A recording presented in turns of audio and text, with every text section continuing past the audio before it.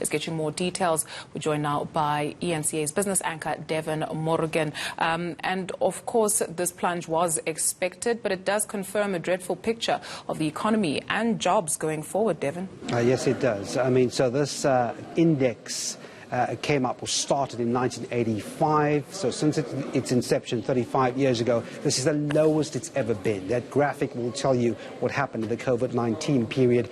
Already business confidence for years has been low and the reasons for that is the irregularity in electricity supply, people complaining or businesses complaining about policy uncertainty. So you add to that the restrictions put in place in the COVID-19 lockdown, and you can see what happens there. Business sentiment really down. And what does this confidence index really tell us? Well, it gives us a window into the business's willingness to invest and expand. And when those conditions are not conducive to do so, the ultimate casualties are jobs. And we were told not so long ago that the job bloodbath could be something around 7 million jobs lost during the period if restrictions don't ease and the problem of COVID continues.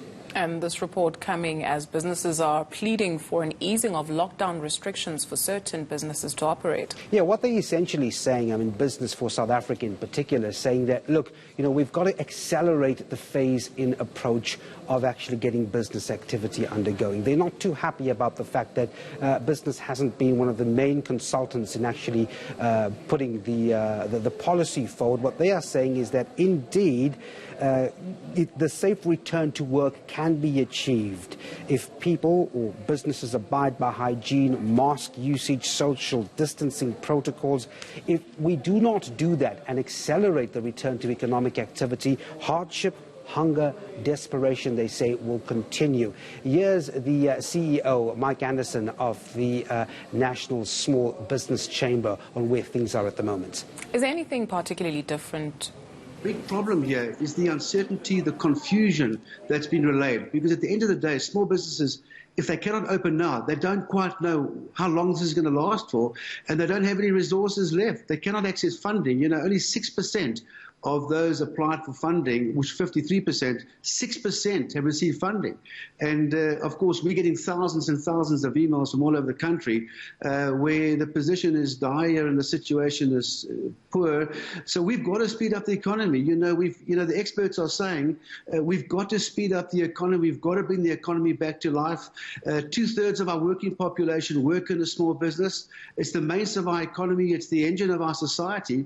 And we've got to get these businesses back to life. Economies worldwide are experiencing what we are experiencing. Is there anything particularly different in our case? Well, you're quite right. I mean, the cloud of suffocation is around the global economy. Trade has been muted, air travel also restricted. So, those trading that we saw in the pre-COVID-19 periods, not there. But I think what's peculiar about South Africa is that even before this crisis, we still had so many structural issues to our economy. And there was so much debate about freeing this economy coming from some government ministers and coming largely from business.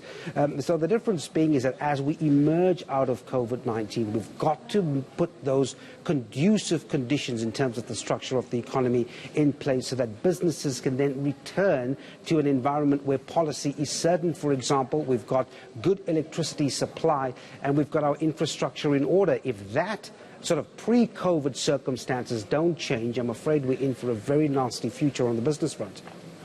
Thank you very much, Devin Morgan at the ENCA Money Desk.